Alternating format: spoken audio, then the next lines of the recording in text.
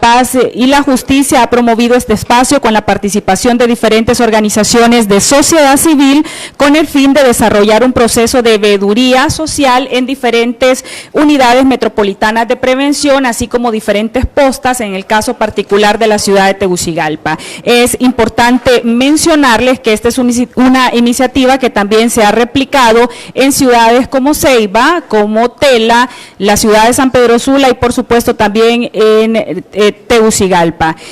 Vamos a mencionar en estos momentos quiénes son las personas que integran nuestra mesa principal. Hoy nos acompaña la directora del sector social, la directora del sector de seguridad y justicia de la Asociación para una Sociedad Más Justa, la abogada Diana Medina. Con nosotros también el representante de la Asociación Daniel, la joven Carol Aragón. También está con nosotros en representación de Opadich, José Aguiriano. Nos acompaña en representación de Cáritas de Honduras, Kevin Torres, y también en representación de la Federación de Organizaciones No Gubernamentales para el Desarrollo de Honduras, FOPRIDE, su director ejecutivo Leonardo Vanegas. Sin mayor preámbulos, en el uso de la palabra, a continuación la directora del sector Seguridad y Justicia de la SJ, la abogada Diana Medina.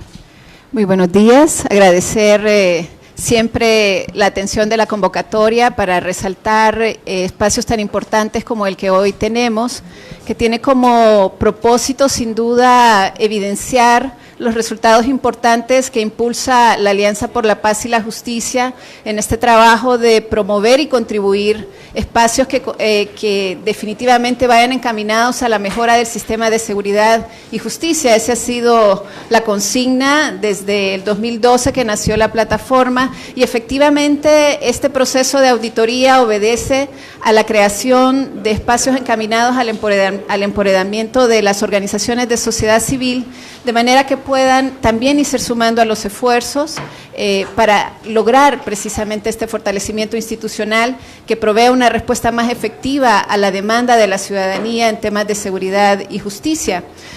Como bien decía Jessica, son ejercicios que se están haciendo en otros municipios, y definitivamente rescatar la apertura de la institucionalidad pública, en este caso de la Policía Nacional, de la Secretaría de Seguridad, para la receptividad de estudios como estos que permiten precisamente hallazgos que nos dan una realidad y que permiten propuestas de mejoras a partir de la evidencia, es decir, la toma de decisiones informadas. Entonces, definitivamente agradecer a ustedes y a las organizaciones por el esfuerzo que hemos venido haciendo en conjunto a la hora de hacer estos ejercicios de participación ciudadana a través de auditoría social, y en este momento pues se procedería entonces a conocer los resultados. Así es, efectivamente, como lo mencionaba la abogada Diana Medina, vamos a conocer cuáles han sido los resultados de esta veeduría social realizada en diferentes unidades metropolitanas de prevención, en el caso particular de Tegucigalpa. Así que para conocer los resultados, a continuación en el uso de la palabra en representación de la Asociación Daniel, Carol Aragón.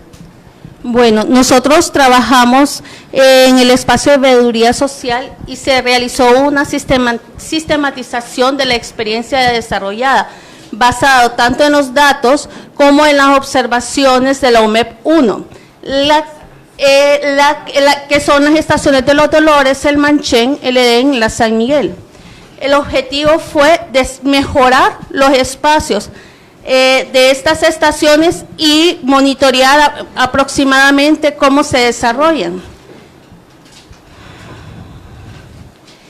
Entre una de las cosas que notamos es que esta UMEP tiene 454 agentes distribuidos en todo. El 78% de estos agentes son mujeres y el 22%, hombres, y el 22% son mujeres. Estos agentes también trabajan en la cantidad de 212 colonias, barrios y aldeas. En la que yo fui, que fue la de la estación del San Miguel, habían 44 agentes y 44 barrios, aldeas y colonias. Por lo tanto, solo se tiene un agente por barrio, colonia o aldea. Por lo tanto, hay poco agente. No podemos contar con una buena sistema de seguridad si hay poco agente, y sobre todo en colonias tan inseguras como zona San Miguel, La Travesía, entre otras. Otra cosa importante que observamos fueron la asignación de patrullas. La OMEP 1 tiene 79 patrullas en regular estado. Significa que estas patrullas posiblemente se pueden dañar en cualquier momento. El 15% son chatarra y el 6% se encuentran en buen estado.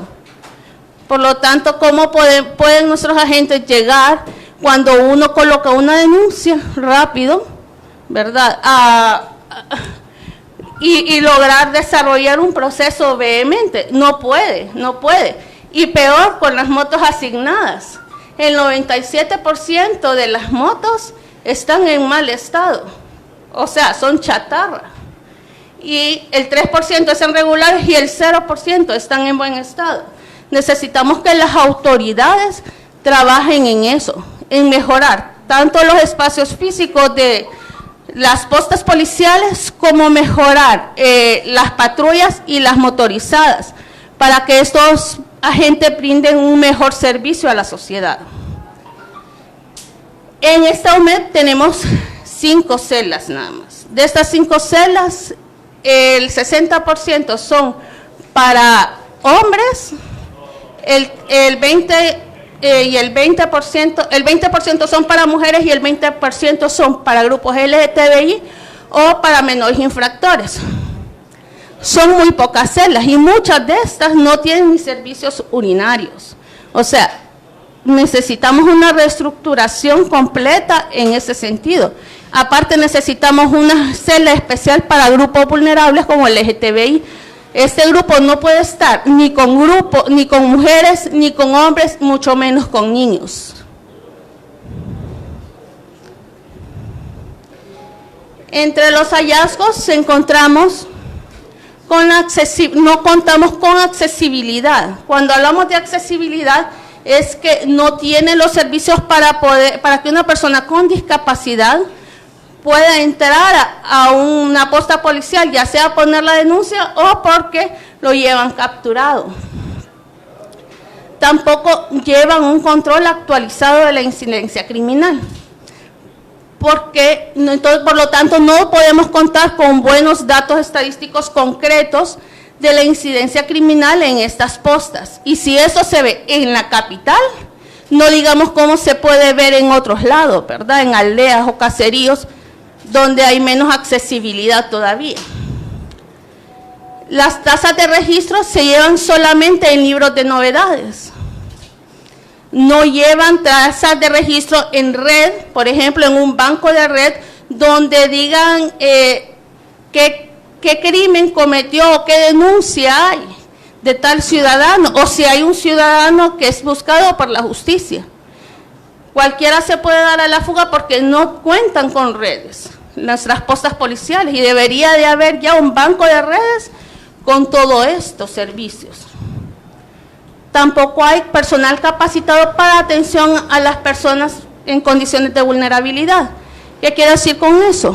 Tiene que haber por lo menos un psicólogo. Tiene que haber personas, por ejemplo, que hablen leso para las personas sordas. Tienen que haber personas que puedan trabajar con personas con discapacidad intelectual, porque no son cualquiera el que tiene la paciencia o el conocimiento para trabajar con estos grupos. También necesitamos a alguien que pueda trabajar con personas víctimas de la violencia o con personas de maras y pandillas. La mayoría de estas celdas se encuentran en mal estado. Como ya les había dicho, ni siquiera algunas tienen servicios urinarios, o sea, donde puedan hacer las necesidades las personas que van presas. Es una vulnerabilización directa al derecho humano. Los distritos policiales en su mayoría no cuentan un parqueo.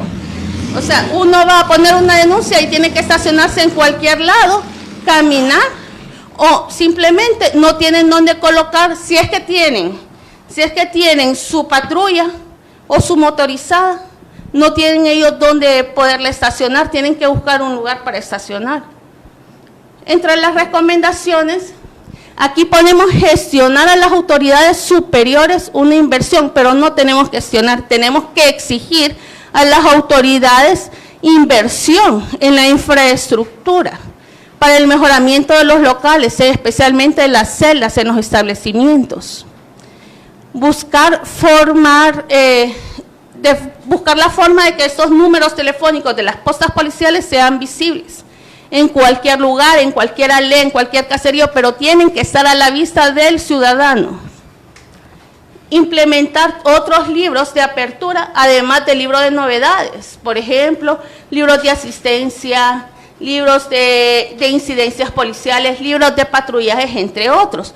Pero aparte deberíamos de contar con esa base de datos, de esas redes, y si es posible tener algo que en control del ciudadano, que sepamos por lo menos la estadística de cuántas denuncias colocaron y de estas cuántas denuncias fueron ejecutadas, por ejemplo, ¿verdad? Para que sea más transparente. Solicitar la capacitación de personal en temas que involucren en la detención de personas en condiciones de vulnerabilización. ¿Por qué? Las personas tienen que conocer cómo van a desarrollar el proceso. No es sencillo, no es como quien lleva a una persona que nosotros decimos normales, que no tenemos una condición, se supone, porque no la vemos, porque todos tenemos una condición, pero llevar a una persona con una discapacidad intelectual, o una persona que sea sorda, o una persona que un grupo LGTBI que ha sido victimizada un montón de veces, a llevar a otras personas, es muy distinto, y tenemos que saber cómo sensibilizar y sociabilizar a los entes de seguridad y justicia y a las comunidades. Y ese es el trabajo que nosotros como asociaciones vamos a desarrollar, como en este punto. Nosotros como principal problema de derechos humanos observamos eso, la falta de equidad e igualdad y justicia en la de grupos vulnerables sobre todo, pero también podemos observar que en estos momentos nuestros propios policías están entre estos grupos vulnerables, porque no cuentan con el apoyo realmente técnico, ni la capacitación, ni cuentan con los derechos, porque todos antes de cualquier cosa, antes de cualquier condición, somos seres humanos, independientemente del grupo político, de la profesión o cualquier cosa que representemos, somos seres humanos. Y nuestra condición como seres humanos nos vemos en igualdad y equidad de derechos. Por lo tanto, todos nosotros, tanto los entes de justicia, como los de seguridad y como la comunidad civil, tenemos que conocer las leyes, porque hay leyes nacionales e internacionales y políticas públicas que condicionan nuestros derechos. Tenemos que conocer nuestros derechos y nuestros deberes como ciudadanos, para poder ejercer un mejor compromiso. A medida nosotros vamos desarrollando estas capacidades como sociedad civil, como apoyo, nosotros como apoyo de los entes de justicia y seguridad, se supone que va a ir mermando la cantidad de denuncias, porque si entre más capacitada esté la comunidad también, va a haber menos vulnerabilización, por lo tanto va a haber menos delitos, ¿verdad? En base a la equidad e igualdad de género, de religión, política o status quo, cualquiera, no podemos seguir vulnerabilizando. Cualquier situación de inseguridad que se da es por esto, por la falta de comunicación que nosotros tenemos como ciudadanos. Bien, muchísimas gracias a Carol Aragón, representante de la Asociación Daniel, y como claramente ella mencionaba, uno de los propósitos de este proceso de auditoría social es precisamente levantar informes que permitan identificar falencias y fortalezas y también recomendaciones para mejorar los servicios brindados por la Policía Nacional. Y precisamente para destacar estos esfuerzos desde sociedad civil, a continuación escuchamos a José Aguiriano, él es representante de OPADISH.